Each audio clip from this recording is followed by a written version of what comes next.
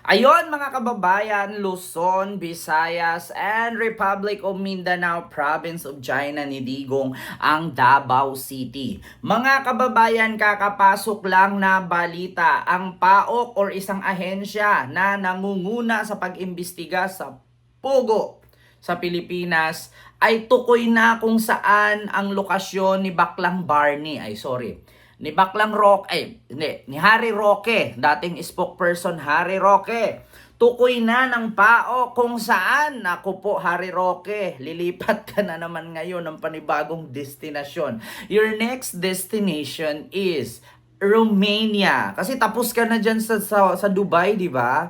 O, baka lilipat ka na naman ngayon ng Romania. At ito po mga kababayan, kakapasok lang na balita. Bago ko po i-play ang video natin, nais ko lang po kayong yayain na huwag kalimutan mag-like, mag-share at mag-subscribe at i-follow ako sa aking Facebook page, TikTok account, and dito sa ating YouTube channel sa mga hindi pa nakapag-subscribe. So, ito po mga kababayan, i-play ko po yung video na kung saan hindi po ito fake news. Hindi po tayo nag-e-edit at hindi po tayo gumagawa-gawa ng kwento.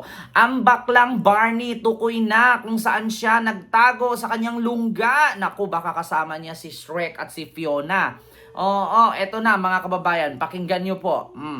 Tukoy na ng Presidential Anti-Organized Crime Commission ang kinaroroonan ni Attorney Harry Roque na pinaniniwalaang nagtatago na sa ibang bansa upang makaiwas sa investigasyon ng Quad Committee. Nako, mga kababayan, narinig nyo naman po yung balita. Oo, tukoy na ng PAOK na kung saan ang lungga ni Barney. Oh, alam niyo mga kababayan, sa mga hindi po nakakaalam, bakit nga ba na wanted itong si Baklang Barney? Ganito po kasi mga kababayan, according po sa ating pananaliksik at according po sa ating pagpapanood sa mga balita na hindi fake news at hindi gawa-gawa, ay, ganito po yan. Si Harry Roque po ay sangkot po sa Pogo. Alam po natin kung ano ibig sabihin ng Pogo. Yun po yung mga nagtutorture, pag hindi ka kumota, nang i-scam, tapos nagpapalaro, no? Yung may mga gaming katulad ng scatter, katulad ng online sabong, tapos maraming pamilya ang nasira dahil doon sa illegal na Pogo sa China, ginawang legal ni Duterte kasi 2 billion a month ba naman ang binibigay.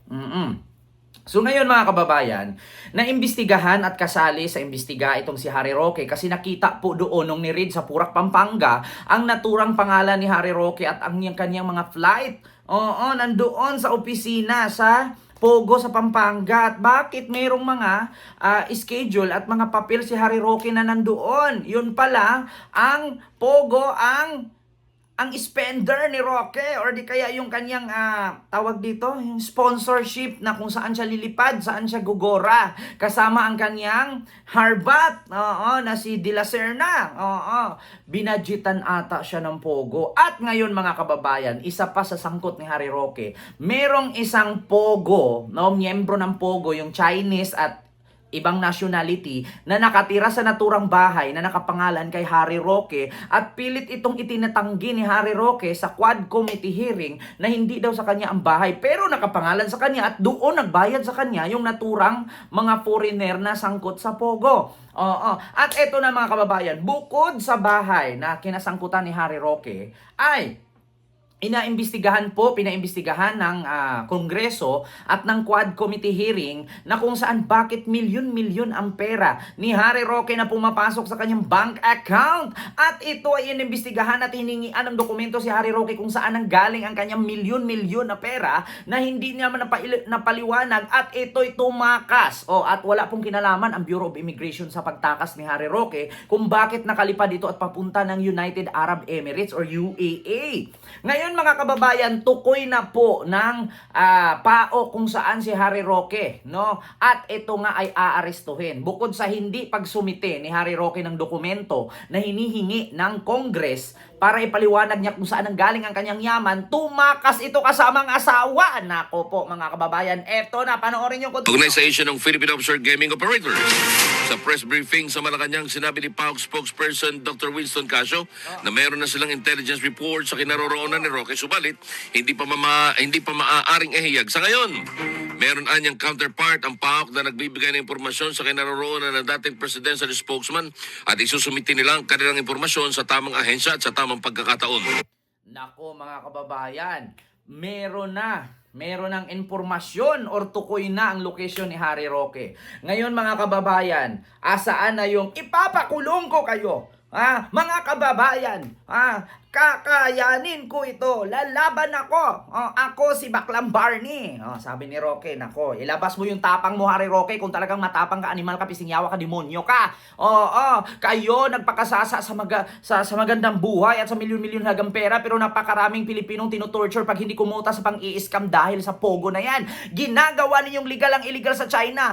Binaban na nga yan sa China kasi illegal. Tapos ginawa ninyong legal dito sa Pilipinas. Basta lang binibenta ninyo yung mga dignidad, binibenta ninyo yung kapwa Pilipino, basta lang yumaman kayo, mga hayop kayo. Ngayon, pananagutan ninyo at makulong kayo habang buhay at bartulinahin kahit kuryentehin. No? Itali yung titi ninyo sa lubid na nakatiwarik, mga buisit kayo, mga hayop kayo.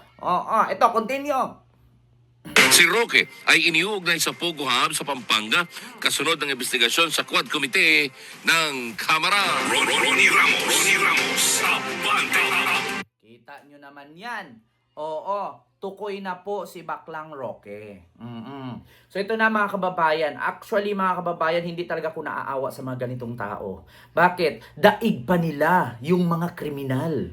Daig pa nila yung nananaksak ng tao na walang kasalanan. At daig pa nila yung nagpakulam. Binenta na nila ang kanilang kaluluwa para lang kapalit sa milyon-milyong pera. Hindi ba kayo naaawa, Harry Roque at mga kasamahan ni Harry Roque? Hindi ba kayo naaawa sa mga Pilipino na pinapaslang, tinutorture pag hindi kumuta? Pero kayo pinagbibenta ninyo yung mga dignidad dahil lang sa milyon-milyong halaga? Hindi ba kayo nahihiya sa mga ginagawa niyo tapos magtatago kayo ngayon? O ngayon, kung talagang ang pinaglalaban ninyo ay nasa katarungan at katotohanan at wala kayong ginawang masama, bakit kayo nagtatago sa batas? Bakit tinatakbuhan niyo ang batas at kung saan bansa kayo lumilipad? Di ba? Kung talagang tama ang inyong pinaglalaban, bakit nyo pinagtataguan ang gobyerno? Bakit hindi kayo sumuko, hindi kayo mag-surrender? Kung talagang tama ang pinaglalaban ninyo at wala kayong ginawang kabulastugan, ngayon tanungin ko sa inyo, mga butang inang DDS. Ngayon ninyo sabihin na mabait ang administrasyon ni Duterte. Tingnan nyo si Harry Roque, nagtatago dahil sangkot sa illegal na pogo. Milyon-milyong pera ang tinanggap niya kapalit ang buhay ng Pilipino na binibenta nila doon, gawin nilang worker. Pag hindi kumuta sa pang-i-scam, tinutorture, pinapatay, sinusugatan. Diba? Binabartolina, kinikrimit, hindi alam ng pamilya kung saan napunta ang katawan ng kanilang anak or kanilang asawa or kanilang pamangkin or apo o kadugo. Tapos, itong mga opisyalis na to, nagkakamilyon-milyon ang halaga na tatanggap nila buwan-buwan. Tapos hindi nila mapaluwanag kung saan nanggaling. Tapos sabay tatakbo na sila, tatakbuhan nila ang batas. Tapos sasabihin ninyo na ang pinaglalaban ninyo ay mabait at tama ang mga Duterte. Alam mo, sa totoo lang, kayo, ito mga DDS I will tell you frankly. Si Harry Roque ang number 1 na nakasira kay Duterte. Bakit? Kung si Duterte hindi o walang kinalaman sa Pogo, pumirma lamang siya at ginawang legal. Pero si Harry Roque ang yumayaman sa Pogo. So, tell me who your friends are and I will tell you who you are. So, kung hindi man kasali si Duterte, pero kaibigan ni Duterte si Harry Roque, dawit pa rin si Duterte. Kung ang kaibigan mo 4 adik, ikaw hindi adik, bakit ka nakapagkaibigan sa mga adik? So, adik ka na rin. Ganun yan. Di ba? Tell me who your friends are and I will tell you who you are. Kaibigan ni Roque. Si Duterte, magnanakaw si Roque. So sa ano si Duterte? Ganun lang naman yan, magkakasama lang naman yan sila. Kapag kaibigan mo adik ka na rin. Kapag kaibigan mo magnanakaw ka na rin. Bakit? Wala namang kaibigan na, wala namang adik na makipag-ibigan sa hindi adik. Di ba?